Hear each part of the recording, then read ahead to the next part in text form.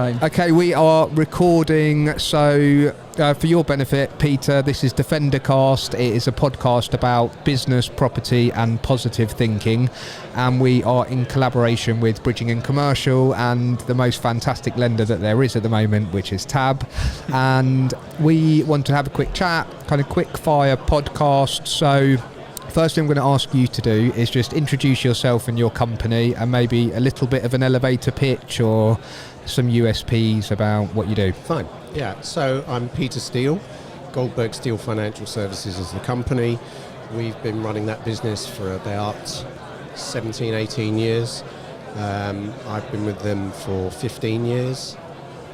We cover a whole aspect of everything from prime residential mortgages, buy-to-let mortgages, and then apart from that, everything that is commercially aspected comes through me, through three advisors that we have in the practice. And yeah, that's where we are. We're based in North London in Finchley. Yep. Albeit I work from my home in Bushy Heath. Full disclosure, we've known each other some time. A long time. We've worked successfully together over the years, and Nicholas is co-hosting today. Oh, it's Nicholas. It's Nicholas now. That's quite formal. Nick is co-hosting, so I will let you ask some questions, Nick. Okay, fine. So first question of the day is, what is or are the greatest influences on your part on your part of the sector today? Okay, so in two parts. If we talk about the prime residential market and the buy-to-let market, generally speaking, probably the biggest influences is the aspect of compliance, what's gone on in the industry for the last few years. Huge change. Yeah, always big huge change. And I think that what it has done is, in that sphere, has actually encouraged brokers to be looked at, in essence, with hopefully greater experience, greater need to the consumer to come to us in a market that is now fairly difficult. Yeah. There are lots of pitfalls to be had in going for mortgage applications. Yep. So hopefully that's driving the broker to us.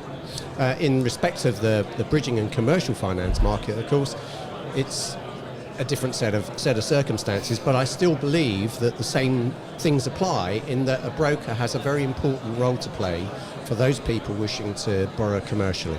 Yeah, I completely and utterly agree. One of my questions I find quite interesting is, what advice would you give to somebody, young or otherwise, looking to enter this industry? Good question, interesting question. I mean, I personally came into this industry quite late. Yeah. And a lot of people... Albeit 20 years ago. Yeah, but a lot of people in my era... Thanks. No, I mean... So I couldn't pull that back in quick enough. But a lot of people in my age group and my era probably didn't, by design, come to this industry. Yeah. Didn't study or do something specific to come into the financial services Agreed. industry. Most of us fell into it from something else, which is what I did. So I think it's a different aspect today. I think that if you're coming into this industry, you have to be serious about what you want to do, dedicated to it, understand it, and really be passionate about it, which I think gives over to most things. You need to have a passion. Yeah. If you've got a passion, you've got a desire, then the best thing to do, in my view, get qualified in every aspect that you can, because the qualifications will always be useful. Yeah. And then use the best network and contacts that you have to spread yourself around.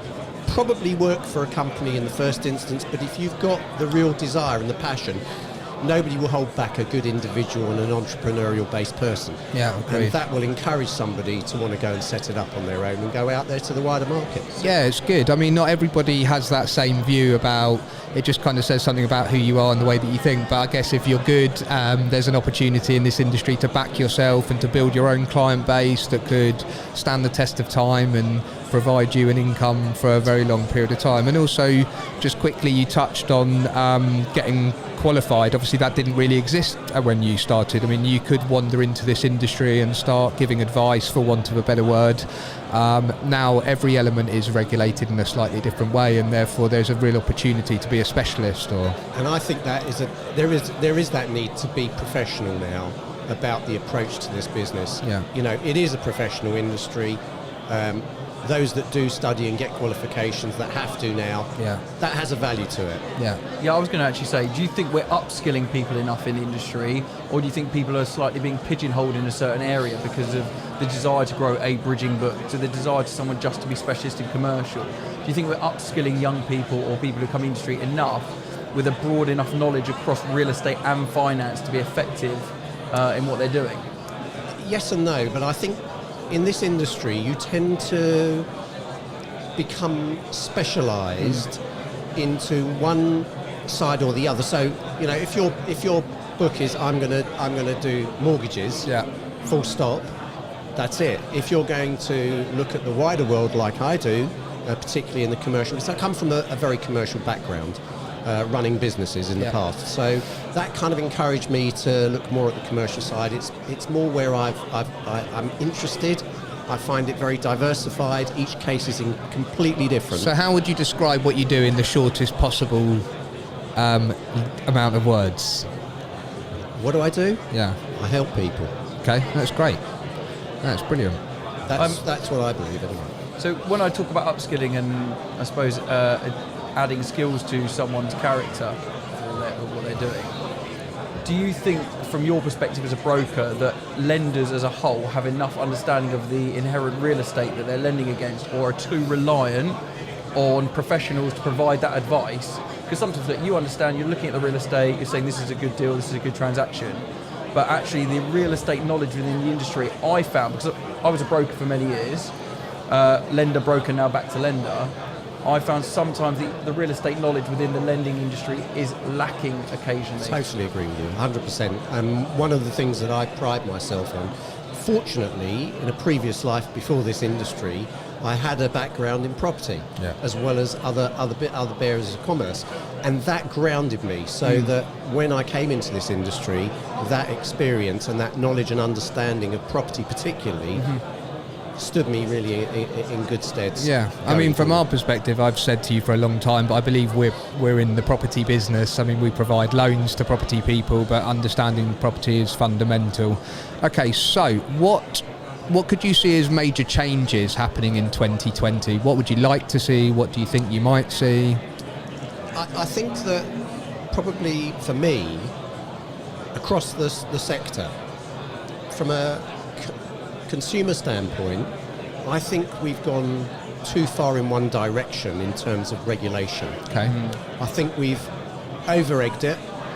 That doesn't mean to say that it wasn't needed, because I believe it was, but I think we've gone too far, and I'd like to see some kind of remission in that allows more flexibility in lending. Okay, now going back to reality for a minute. Well, they've done that in the States, haven't they? And there are actually a number of high street banks who are diverting funds across to the Americas because Trump's deregulated the market. Yeah, I mean, I can see an argument for both sides, to be honest with you. I'm interested to know if you think, obviously, that it's difficult at the moment with the political landscape to really guess or understand anything's going to happen, but I guess maybe in the property world, you've got a very diverse view of the market because you see all sorts of different people trying to raise money, buy property, sell property.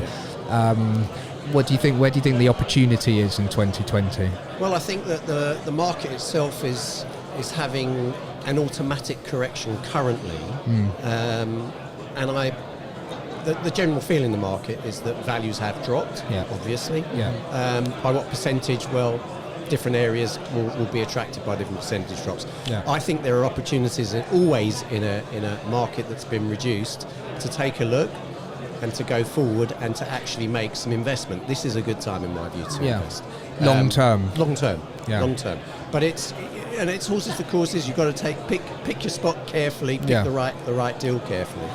Yeah, I'm working on a piece of technology that would allow people to diversify their money across many, many more properties, and I also do believe it's a very good time to buy property to hold for long term. It's just that the barriers to entry are so high for certainly for new investors, if you like. Yeah, And I've then, seen what you're doing, and I like that idea. Great, I think it's thanks. a good model. Yeah, and then liquidity is a real problem. You know, if you can't afford to take this long-term view, lots of people have lived, and I certainly understood that space, live in the middle where you can buy something, do it up and sell it for a profit, and I feel those times are probably gone for a long time.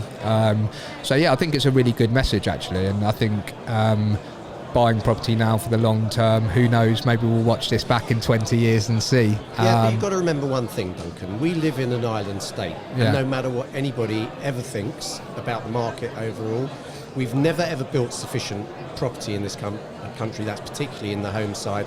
And whilst that remains, and whilst the market may fluctuate, the end result is if the demand outweighs the supply, there'll always be a case. Yeah, and I think, look, I believe it as well. It's harder to believe right now just because things feel very different to me. I mean, I really lived through one crash only. I've been through 4 or 5. And I'm sure, I know there have been others that I didn't witness, but this does feel different to me. And I guess there's a couple of years now where this country has to sort out who it wants to be and who's going to lead and what's going to happen. But then I do feel that if we do watch this back in 20 years and we can see currently now average property price at 238,000 or whatever that they are, that they'll continue to grow over a 20-year period.